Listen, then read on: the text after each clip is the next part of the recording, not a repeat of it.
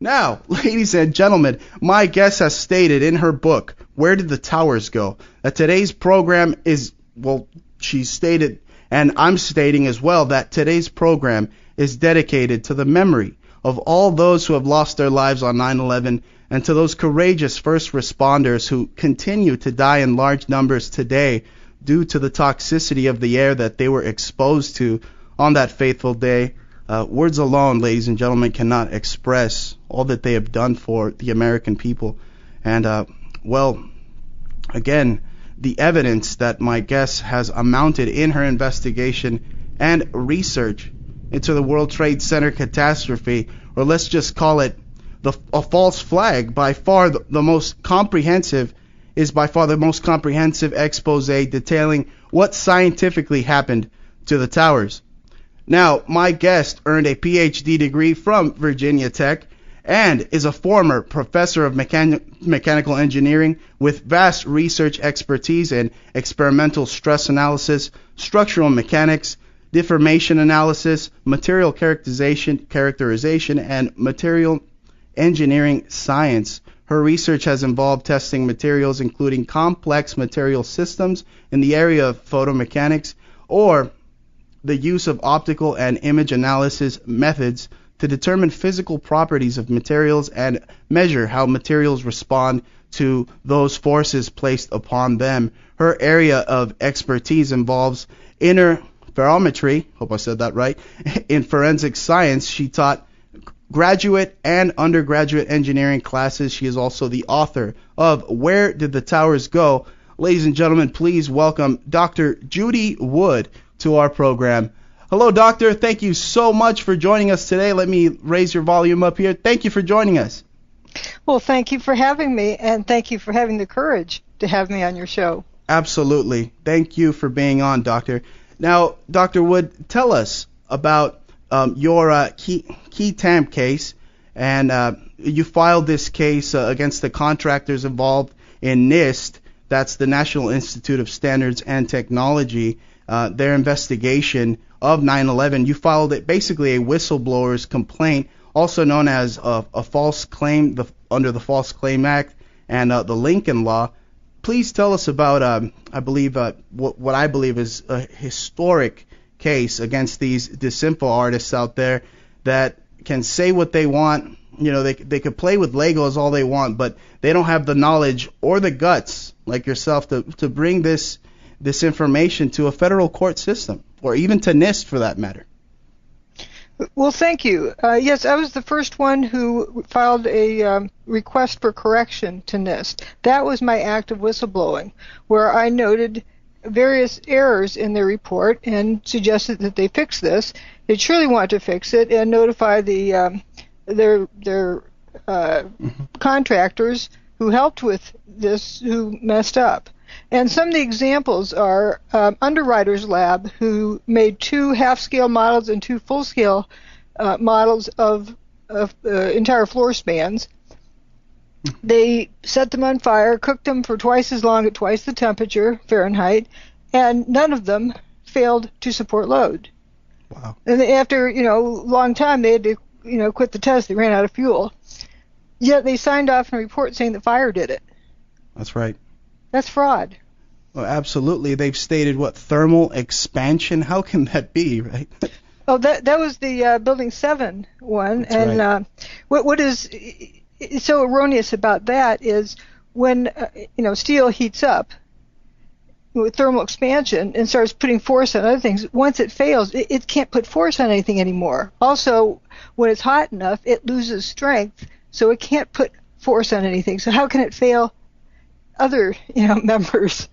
So it's kind of a strange concept. That's right. But the striking thing, see, the NIST report isn't completely full of errors. It has a lot of truth in it. They just ignored that when they came up with a solution. But few people realize that NIST and its contractors did not analyze the demise of the buildings. Mm-hmm. They only produced a probable, hypothetical, whatever scenario that had nothing to do with reality. That's right. Well, it truly contradicts the laws of physics, right, Doctor? Well, it doesn't agree with what happened. And a term that I learned early on that it's sort of my motto, empirical evidence is the truth. That right. Theory must mimic, not the other way around. That the theory needs to match the truth, needs to match the empirical evidence. That is, the fact. And NIST came up with this model, but it didn't match the facts. So the model is no good. But NIST did report very valuable information. They just didn't use it. For example, that there's virtually no seismic signal. It was very low magnitude, but there were no detectable S waves or P waves with any of the 5 events, which means the building did not hit the ground. There's only that you can't come to any other conclusion. If you slam something down on bedrock, it's going to ring like a tuning fork. That's right. It didn't. But there's 3 kinds of waves: surface wave, an S wave, and P wave. P wave, the primary wave, it's the first to arrive at the seismic station. Then there's the S wave or shear wave that is a little bit later, and the lag time will tell you how far away the epicenter is. Like in an earthquake. Those 2 signals travel through the Earth. That's right. The seismic station didn't record anything traveling through the Earth with the demise of the towers. Wow. Only a surface wave. Now, if King Kong reaches over and grabs those buildings and chucks them up in outer space or whatever, just removes the weight off the ground, you're unloading the ground. That's like getting up off your mattress in the morning and it recovers, or getting off the sofa. That's right. That would create a surface wave, and that's all that was recorded. Wow. Really, a lot has been omitted from the NIST report and the original 9/11 report as well. Doctor, tell us. This was in the NIST report, the fact that there's no S waves or P waves. They just didn't know what that meant, or just forgot about it, they didn't put that into their conclusions because they did not analyze the demise of the buildings, which was not a collapse. The buildings did not burn up. They didn't slam to the ground. They turned into dust in midair. And we know that there's 3 main things that can prove that. One, if it slammed to the ground, you have a pile of rubble left over. That's right. Didn't happen. If it slammed to the ground, few people realize the towers were built in the Hudson River with a dike around it. The dike would break. Right. That didn't happen. It wasn't ruptured. If it ruptured, you would have flooded all of lower Manhattan, and the underground, the subways, and so forth. That's right. The bathtub, as you stated, right, flooded and all. Actually, when they were cleaning up the remains, there's a little corner of Building 6 that was left in the northwest corner. They didn't want to use explosives to bring that down. They used cables to pull it down. On earth-moving equipment or grapplers holding a cable to the thing and rocking it back and forth and pulling it down. Wow. Because they were afraid to use explosives for fear it would damage the bathtub wall. And that's just a 6-story building and a corner of a 6-story building. Amazing. So you have 2 110-story buildings, each 500,000 tons. And that didn't damage the bathtub was damaged, but not by the building's demise, but by the earth-moving equipment that came in, the next day. That's right. Right. That's tons of debris that would have came just barreling straight to the ground, and you'd figure that it'd be ruptured, right? But nothing. You say no damage. They pulled stuff intact out of the basements, like some subway cars. Mm-hmm. You know how FEMA comes around and they put a big red spray paint X on it, and they count how many live bodies, dead bodies, or whatever. They have this tally they put on.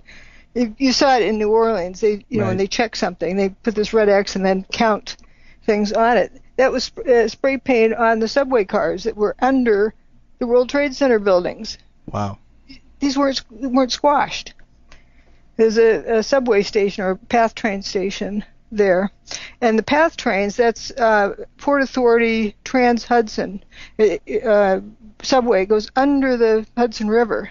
Mm-hmm. And it comes up on bedrock underneath the World Trade Center on the bedrock there. And you would think if something mashed down on it, it would damage that tunnel. Absolutely. It was built, around 1909, I think, is when it opened, something like that. Mm-hmm. They must have made stuff better back then. Right, yeah. They say the older your home is, the better quality it probably is. and they had water down in the tunnel, and they're worried that it was leaking, but it turns out with all the fire hoses and rain, going down into the basement, that had to go somewhere. It drained into the tunnel. Once they pumped the tunnel out, it stayed dry. It didn't leak.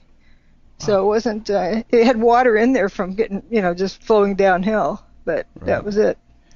Yeah. But what I present is evidence. You can't get to a conclusion without the evidence. And this is a serious problem with the majority of our, quote, educational system. That's right. People are taught to guess at the answer and work backwards.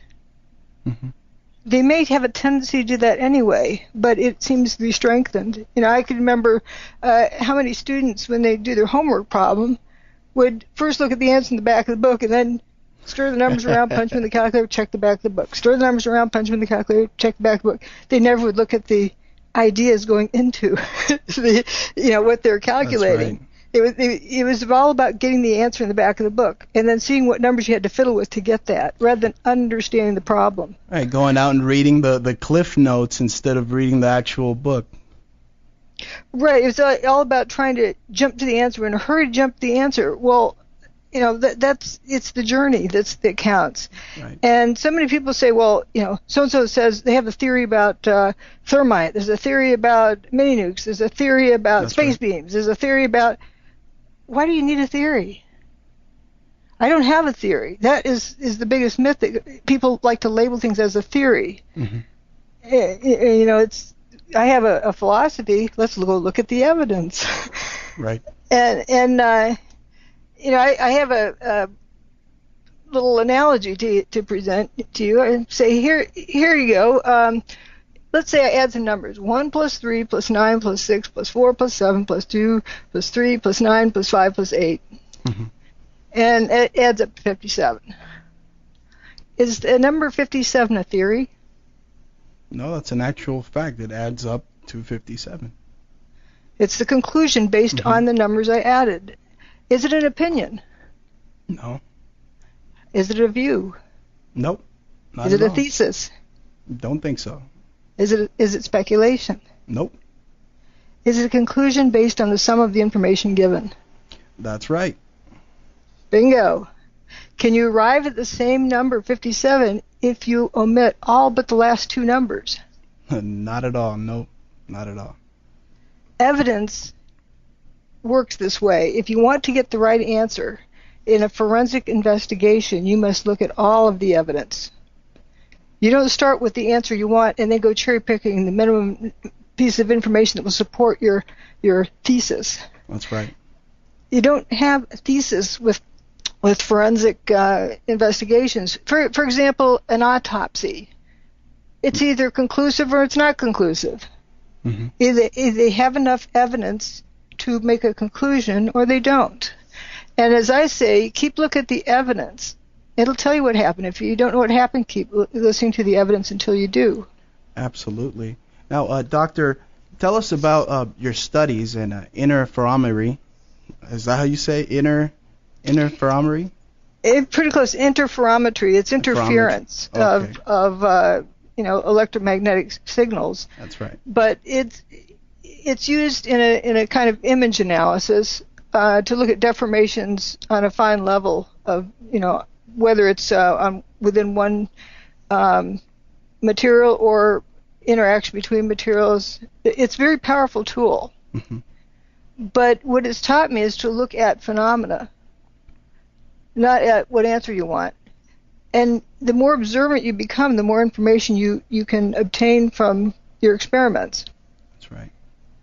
And so if I look at images and I can see different things, qualities going on within the image of different things happening. Okay, now let's go to the pictures from the World Trade Center. I couldn't miss it. I look at things and say, wait a minute, why is this that way? What's this over here? How could that possibly happen? That's right. Stands out like a sore thumb almost, right? But the trick is beginning first with establishing what happened. That's right. You first must establish what happened before you can determine how it happened, because if you don't know what it is, how can you determine how it happened?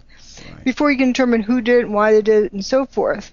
That's right. And one of the biggest secrets of how they run a cover-up, I'm going to tell you the secret here. You get people to skip that first step and jump to any of the other steps. Skip looking at what happened and start arguing about how it happened, who did it, and why they did it. But when you do those things, if you don't know what happened, how can you determine how it happened if you don't know what it was that happened? Absolutely. You have to assume. So pretty soon you're solving an assumed problem. You're solving an imaginary problem, not a real problem. And you'll never, ever be able to solve what happened. Right. And how it happened, and come to the conclusion based on that. But there's a recent news, I don't know what you want to call it, fiasco, a drama, that probably the people around the world even heard about. I was in Italy and giving a presentation and brought it up, and yep, they didn't know the name of it, but they knew of it. The Casey Anthony case. Right. So many people would say, well, they came up with the wrong answer. How do you know? People were convinced emotionally what they thought the answer should be because they're going for the answer rather than what happened. As it turns out, the prosecution never determined what happened. So how can you convict somebody of, what was the crime now?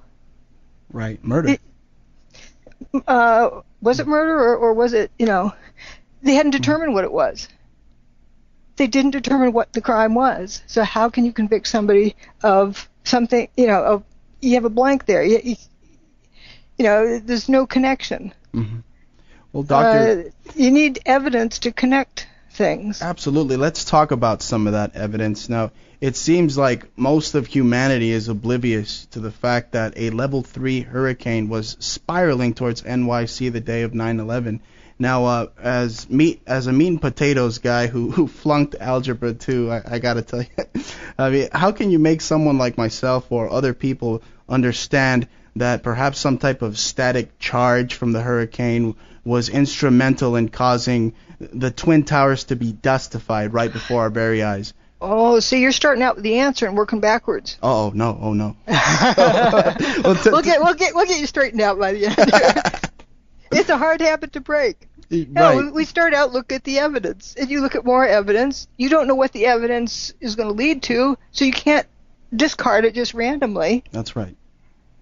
But I was looking at how the fumes would go up. I'm not calling them smoke. Smoke implies that the cause is a fire. Mm-hmm.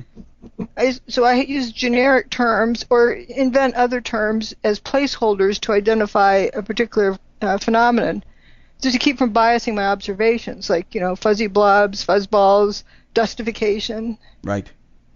And so I was looking at the fumes coming up. How far up do they go? Well, I bet you some weather satellite images that'll show how far up they go. Let's see if I can spot it from the weather satellite images. So I go look on the, weather sites, and wait, what is that? I didn't know there was a hurricane that day. That's right. And I started looking into it, and for 4 days it was making a beeline straight towards Manhattan. Mm-hmm. There was a high-pressure system in the Midwest moving eastward that was going to stop it at some point, but they didn't know exactly where. But they thought it would make it turn around the first day. It didn't. They thought it would turn around the second day. It didn't. They thought it would turn around the third day. It didn't. They thought it would turn around the fourth day. Good thing it did. That's right. Because the outer bands were right at the edge of Long Island and over Cape Cod. It was raining on Cape Cod because the outer bands of the hurricane were there. Now, a hurricane isn't located just at the eye. A lot of people say, oh, that was 200 miles out to sea. Mm-hmm. The center of it was, but if that thing is 500 miles in diameter, it's on the shoreline. That's right. And so, okay, now, what do hurricanes do? We now know there's a hurricane that was there. We know it was underreported, which is pretty weird. How could they be so sure it would turn around in the nick of time? That's because right. How long does it take to evacuate how many million people live in Manhattan? 6 million? Something like that. Very big number. Right? A big number. In Manhattan, you only have a few bridges.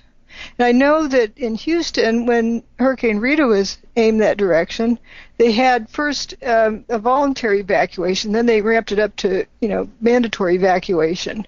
And that's all surrounded by land that you can head out of town any which direction. Mm-hmm. Not just a few bridges that only, people in Manhattan don't own cars. So you would you owe it to the people to give them a voluntary time just in case. But they're out of time if it stayed any longer, and there would have been storm surges. Manhattan is right at sea level. It would have flooded Manhattan. That's right. So it makes you wonder. That's a fact. That's not speculation.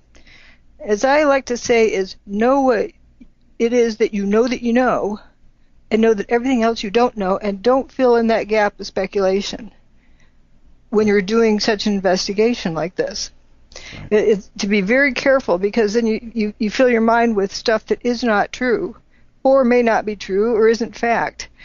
It's okay to step aside in a separate box and try out some scenarios, just logic-wise, but don't mix those back in with the what you've established. Okay, so we know that there's a hurricane there. That's a fact. Now, what do hurricanes do?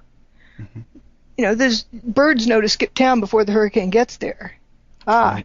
There's a static field around hurricanes. Let's go look at see what was happening, right in the outskirts of the hurricane.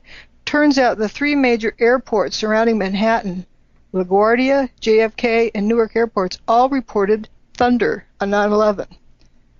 That's evidence that it was close enough to cause those field effects. That's right. We'll leave it at that. We've established that was the environmental situation there. And, like a car wreck, if you're writing up a report on that, you don't neglect to put down what the weather conditions were, just in case it had an influence on what happened. All right. That's solid evidence right there. Now, Doctor, there have also been many reports that state that the steel from the Twin Towers was sent to China. But from pictures in your book, we see that there really is no steel visible unless they hired Speedy Gonzalez to come and clean up the mess. Now, this is, I believe, a diversionary tactic to keep us, like you said, from asking the hard questions, like what really happened. No, but people are given answers. They usually stop asking questions. People start asking questions. You give an answer, and they quit asking. They don't stop to think, does that answer make sense? So they, all the steel was shipped to China and immediately shipped to China. Well, you see a picture taken an hour after the demise of the towers, just while the dust is clearing the air, and the rubble is at ground level. But people then will not question that, because they'll assume that was later and all the steel went to China instantly or something. I'm not saying it didn't get beamed to China. I'm not saying how it would have gotten there, but it wasn't there immediately afterwards. How could they have removed it that quickly? That needs to be explained. So where did the rumor come from that it was all shipped to China? You need to show me how it got to China in 1 hour. That's right. And that's it seems that doesn't add up. Not only that, many first responders discuss how there was no rubble there. And where'd the building go? They didn't even know the ones in Tower 1 during the demise of Tower 2 came out and where they were. They thought they came out of the wrong direction of the building, because wasn't there a building here? Right. Wow. Yeah. It is really strange, but there's one particular quote. I didn't find it, by Michael Ober, who talks about he didn't remember hearing the sound of the building hitting the ground. I don't have it handy, but he said something like, "Why do I not remember the sound of it? If it's that big of a building, it should make a loud noise." That's right. Yeah, and including WTC7, there's a video of somebody getting interviewed with Building 7 behind them, and so from the camera shot, you see Building 7 behind them, and partway through, you can hear conversations down the street and various other noises in the area, but you don't hear anything from Building 7, and you see it just start to move downward towards the ground, and it's either the interviewer or the cameraman says, "Whoa, whoa, whoa!" When he notices the building's just dropping. Yeah. No sound. Terrifying. How do you get? It should sound like it was raining dump trucks.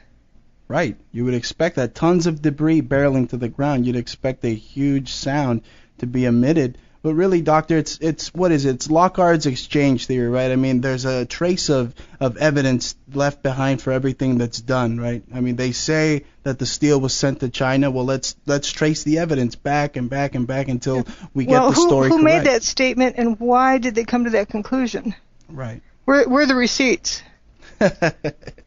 Yeah, that's right. We need a return on our investment there. I'm not saying nothing went to China. You could have two beams go there, so you could say beams plural, but there wasn't much of any material to remove.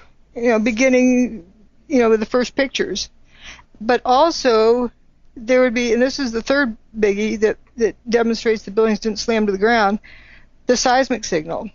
And we had talked about that, the lack of S wave and P wave for all 5 events that day. And just a surface wave. And the surface wave for Building 7 was equivalent to like a jackhammer. It was a 0.6 on the Richter scale. Right. And the Richter scale is exponential. And so, comparing that to a controlled demolition like the Seattle Kingdom, that was a 2.3 equivalent on the Richter scale. And the Building 7 is 6 times the potential energy of that building. So it should be a bigger number than 2.3. Absolutely. Another problem was, like with Tower 1, the ground shook for 8 seconds during the demise of Tower 1. If you drop a bowling ball off the roof, it takes about 9.5 seconds for it to hit the pavement below. Right. So why would the entire building go away and the ground shake for only 8 seconds? I'd seen your work in actually your theory, your philosophy, better said. Yeah, I changed it. Philosophy, evidence. Your evidence regarding the billiard ball on a film titled 9/11 Mysteries. Now they go way into the controlled demolition aspect, and they barely hint at your billiard ball theory. But again, you stated that a billiard ball if a billiard ball is to fall in a vacuum with no air resistance, 110 stories, it falls at about what, 8 or 9 seconds? 9.22. 9.22 seconds. Right. So that's what happened. With no wind resistance in a vacuum. Right. This pancake theory of theirs is totally thrown out the window. Or progressive collapse. The building did not collapse. And that was my big first issue with NIST in my whistleblower document, is the very title of their report was, something about the final report on the collapse of the towers. Right. But they assumed a collapse. They didn't demonstrate it, and their evidence contradicts a collapsing building. They have correctly in their report the seismic or the lack of seismic signal. But they just didn't take that into consideration. They also have in the report the silent demise of Building 7. They didn't know what to think of that, but, it's in the report. Right. Now, going back to the bathtub, the concrete tub which held back the Hudson River, and like you stated, it wasn't damaged, and it really rules out the fact a lot of people, such as Alex Jones, state that the mini nuke theory could have happened. Really, more theories than solutions. Doctor, I saw an interesting article that states that you might consider suing certain malicious operatives and I hate to call it the movement. I consider this a revolution for truth, for our freedom. I'm not talking about that, but what I will say is what they have done is actionable. Right. Because it is reckless disregard for the truth. First main article or series on my website was entitled something to, the Star Wars program was in there. But this was, and it's explained, this big yellow box under the title, it's explained that at the time that I first posted this, the big argument, by the detractors was saying that energy weapons don't exist. Well, what were my dollars for in the Star Wars program? The Reagan group. Bob Bauman nicknamed it, yeah. Mm-hmm. And I have the statement up there about that the former head of what became the Star Wars program is a member of the Truther movement, which is interesting. But energy weapons we know exist. We know that direct energy exists, but that is not how I came to the conclusion. I came to the conclusion through the evidence. I didn't even know about, I just never thought about energy weapons before I saw the evidence, but the evidence told me they exist. Right. If you see massive steel falling through the air with horrendous volumes of dust, ejecting out of it, and then it doesn't hit the ground because it's run out of material, it just all turned to dust. Mm-hmm. That's evidence that something that can do that exists. The fact that the steel beams turn to dust in midair shows that there's a technology that can make it do that.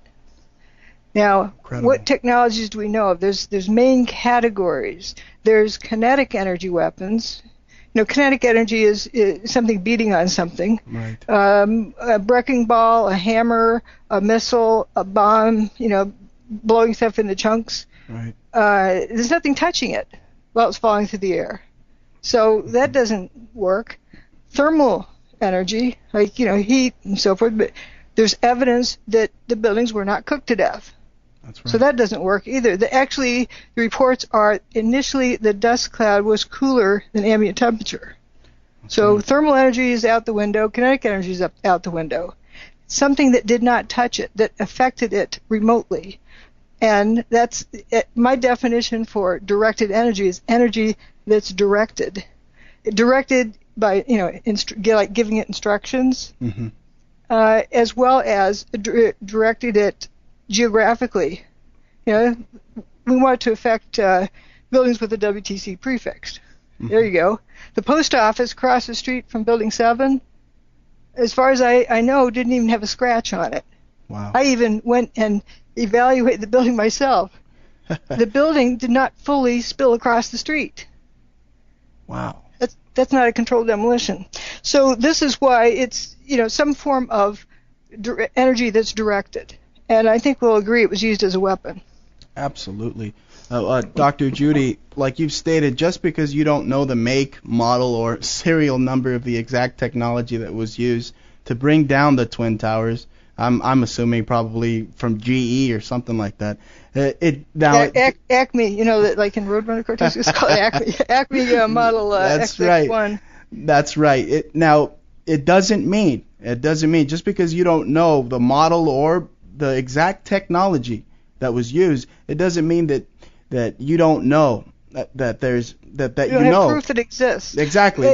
There's evidence that proves a coup d'état, a psyop was implemented on that day, and your evidence, doctor, it really speaks volumes. I mean, you've stated like. But I don't mm-hmm. go to a coup d'état or any other explanation. Remember, I'm not jumping to the who and the why. That's right. I'm not going to there. But what I'm saying is what happened. Right. Whatever it was that happened, something caused it to happen. Right. These strange anomalies. Not just anomalies. This is evidence of something. And what the something is, we know exists because we have evidence of it that it left behind. Right. So, my detractors, one of their favorite things is saying, you can't prove that such a weapon exists. Yes, I can. That's right. Right, with the building toasted cars turned into dust in midair. Therefore, that is evidence that such a technology that can turn buildings into dust in midair exists. Right, just by looking at the video, I mean, you see the toasted cars, the weird fires that sparked up a general distance away from the towers, correct? That is evidence too. Mm-hmm. And, there's something different about the environment that caused that. And we know about when that happened because the first thing happened, buildings go poof and the dust cloud rolls out and it goes up. Mm-hmm. Early on, I was heavily criticized for saying it went up. But when the first responders talked about not being able to see their hand in front of their face because the sun was completely blocked out because of the dust cloud that went up, right. That's pretty good evidence that it went up. And then they said, well, thank goodness, the car in front of me just lit up because then I could see where I was. And then this guy, Patrick Connolly, was walking down West Broadway, and the cars were lighting up as he went down the street. So he led his way. Patricia Androvic, her turnout coat, she said they should call it a burnout coat because it was like a human flashlight. Oh my God. Her coat was on fire, but she didn't talk about getting burns from it. Mm-hmm. Her shoelaces were on fire. She didn't talk about being hit by anything. She got some of her hair messed up. It toasted some of her hair, but she didn't have burns on her skin that or a kinetic energy, boom, something hitting her. But she talked about seeing cars blowing up on her as she walked down the street or ran down the street. And I believe, so this is after the towers turned to dust, just after. Wow. And I believe, what was it, the number, about 1,400 cars it was that spontaneously combust? I mean, what kind of technology can cause this type of extreme deterioration, turning steel beams into, like you've stated, toasted tortilla chip-like material? I mean, what can cause steel to be deformed in such a manner? I mean, we know kerosene is not a hot-burning fuel. I've heard you say that the technology is reminiscent of almost a microwave. I mean, you have people who would rather jump to their deaths, doctor, naked than withstand that I don't energy. even go to that conclusion. They went out the windows and they hit the ground and they died. But right. I don't believe they voluntarily jumped out the windows. Wow. Because you look at them and the logic that I go through with this, it isn't conclusive that they chose to go out the windows. Because some of them, it's like they fell. They're looking like, how to get here? Whoa, like somebody flapping their wings. Like they're trying to steady themselves. Well, how to get here? Mm-hmm. It's like they end up, maybe they jumped from something and didn't realize they're going out. There's a lot of different questions around that. But what it says is something strange was going on in there. The poor firefighters, they're trained to save lives. That's what they live for, to save lives. That's right. They'll give their life to save a civilian's life. But they were helpless, and there's no worse feeling, no worse human emotion than to feel helpless. And here they were, helpless to save these people. It must have just torn them up. And several of them, or many of them actually said, they've never in their entire career seen, more than one person jump. Wow. 20-year career. They one guy had seen just one guy jump from a 3-story building, but that was it. They've never seen people. It's certain death to jump from high up. People have more of a survival instinct than that. That's right. More self-preservation as human beings. And there was no evidence that it was fire-induced. And I got to looking at some of the images and see these people hanging from the 105th floor. There weren't fumes coming out those windows, but they're outside the building for some reason. And there's one guy that appears to be taking his pants off. He appears to be hanging by one hand and one foot from the 105th floor, taking off his pants. He already has his shirt off. And you look and you see other people have their shirts off and pants off hanging outside. That doesn't make sense. You ask any firefighter, more clothes the better, because that's a protective layer between them and the fire. That's right. And if there's some, unexplained reason why they want to remove their pants, well, why not? And if there's smoke inside, why not just take in a big deep breath, step inside, get the pants off, step back outside, and start breathing again? Mm-hmm. What necessitates taking the pants off outside the building, hanging by one hand and one foot? Really? You start looking at, more of these kind of questions, not just quickly glancing at something and running to an answer, but just be content to look at the process and leave things unanswered until the answer reveals itself. That is probably one of the biggest lessons here. Because if you jump to conclusions, you've been led to that conclusion. That's right. From a biasness. But if you just if you don't know, fine. That's, be comfortable with that. Because eventually something might come up. For example, the peeled effect on the cars. When I first noticed that, I didn't know what it meant, but I could see there was this trend. So I just put that in a category. The peeling effect, it was like split thickness of a car door was peeled. Mm-hmm. Like it was delaminated, but this is not a laminated structure. That's right. What would cause it to peel? And it was about a year after that I was wandering around on the internet and was led to some blog, and I looked, and here somebody had reproduced every single one of the effects that I had already cataloged, and one of these was a peeling effect. So, I'm not saying that is exactly what happened, but here's parallel evidence. So let's go look at how this was caused. And what I present in my book is parallel evidence and actual evidence. That's right. Just toying around with different concepts. Like, for example, hot things glow, but not everything that glows is hot. Mm-hmm. Just because you see something glowing does not mean it's hot. And for an example, I show a fluorescent light bulb and an incandescent light bulb. They're both glowing. One's hot and one's not. Amazing example, right? And I'm not saying that I have a theory that fluorescent light bulbs destroyed the buildings.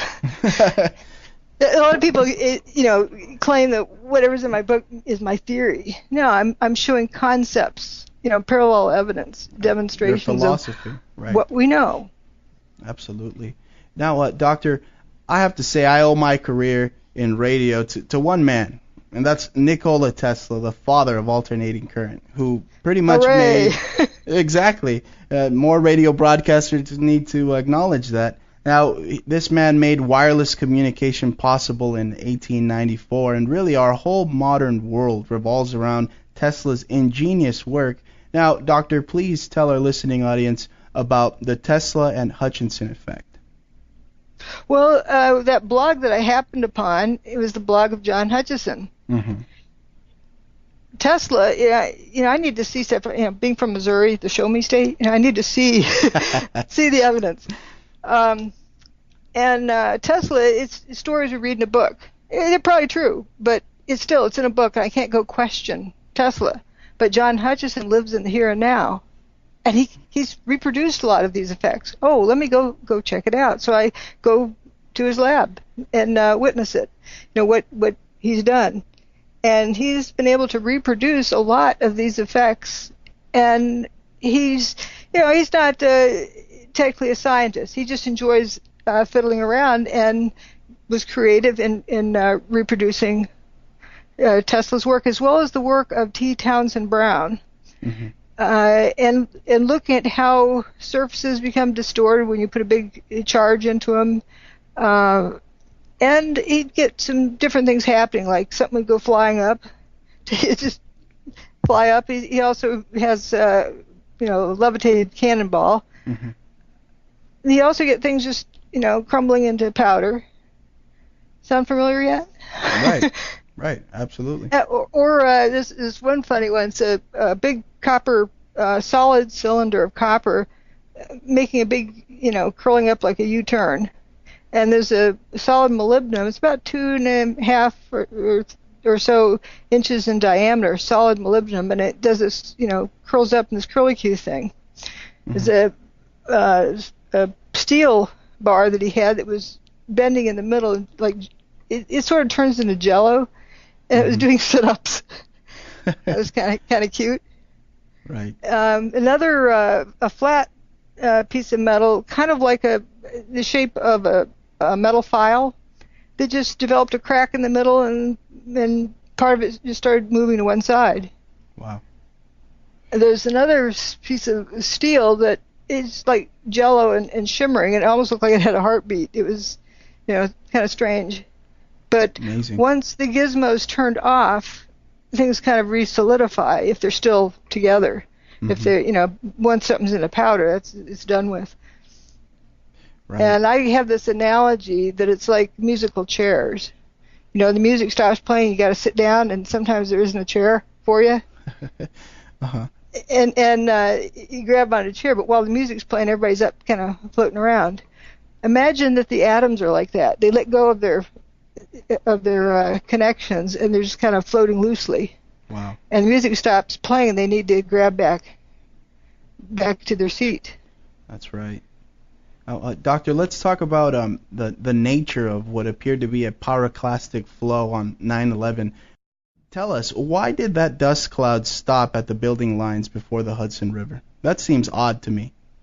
It seemed to, I'm not going to say why. I'm just noticing the evidence, and the evidence was that it seemed to have rolled a particular distance, which is also, you could say, for a particular period of time, and then it went up. It rolled out, came to a stop, and then went up. And it just happened to be where those buildings were. On West Street, the first building, which is the South Tower, when it rolled north, it went up to Warren Street. And then when the North Tower went poof, it rolled up to Chambers. The buildings are about a block apart, and that's about a block difference. So they rolled out for the same distance. Wow. And it was probably the same time because it was the same speed of the rollout. And the dust didn't roll out all that fast. You may not have been able to, outrun it initially, but towards the end you could outrun it. You see from videos people just kind of trotting along, or a brisk walk, and then they see they're ahead of it, and it turns into a fast walk. Because it rolled up right to that pedestrian bridge and then stopped. And from the overhead images, you could see after the South Tower went poof, I'm not going to say collapse, it's just my term for it turning to dust. The dust cloud rolled up, and you could see a abrupt line on the pavement where dust, no dust. And then the next one rolled up further. So without even seeing the buildings, you could tell from the dust on the ground what time the picture was taken. Wow. Now, Doc, before we run out of time here, we're running short on time. Please tell us about Building 7, and like the Twin Towers. What about Building 3? And what about Building 4 and Building 6? Right, there's Building 5. The whole WTC complex is vast, but let's talk about Building 7. Like the Twin Towers, it appeared to be lathering up, as you've stated in your book. Now, do you believe this very same thing happened with the Pentagon as well? Whatever it was that happened is the same characteristics and all of them. Building 4 is a good one to talk about. Okay. It looked like an X-Acto knife sliced off the north part of the north wing, and the rest of the building just turned to dust and went away. It reminded me of when I saw the aftermath of the big tornado that went through Topeka, Kansas. That's right. In the late 60s. And it looked just like, tornadoes tend to slice things. Where if you had binoculars, you could look in and see what was on somebody's desk. It was just that clean of a slice. It wasn't like stuff piled up and collapsed. It was a slice with, the building removed. If you remember the Pentagon, it had a slice where you could look in. There's a big, looked like an unabridged dictionary on a podium, sitting right on the edge of that slice. It was not singed. It was not destroyed. The pages were, That's right. It was just open. A desk was there unharmed, unhindered. and the windows were not broken. That's right. No, incredible. So if you have a fireball there, how does that happen? It must not have been a conventional fireball. It must have just looked like fire. Right. And you had toasted cars there. All the same symptoms. But we have the most amount of evidence and data for what happened in New York City. But once you study that carefully, it's easy to recognize the same symptoms elsewhere. Frothing up trees. I saw pictures of I originally had a chapter about the Pentagon for my book, as well as other chapters, but as it is, the book was big enough. Right. Really an awesome collegiate book, really. And thank you so much for sending me a copy, Doctor. Well, you're welcome. You're quite welcome. It's an important book. The best feedback I've gotten and the best compliment is folks have said it's a course in critical thinking. Absolutely. And that is indeed what my intention was. I don't want to tell people the answer. I don't want to tell them, what they are to think. I present them with the evidence, and I kind of walk them through. Here, look at this, and I point the arrow over and have a question. Why is this way? Right. I'm not making any conclusion from that. I want them to process it. Why do they think this is that way? Like a car upside down. Right. Why is the car upside down? Why are all the leaves still on the trees next to it? Or why is this car totally toasted? And I use toasted as in it's toast. It's history. It's totally destroyed. You got to get another one. You can't fix it. It's beyond hope. But you have a toasted car. but the tree hanging over it still has all leaves on it and isn't burning.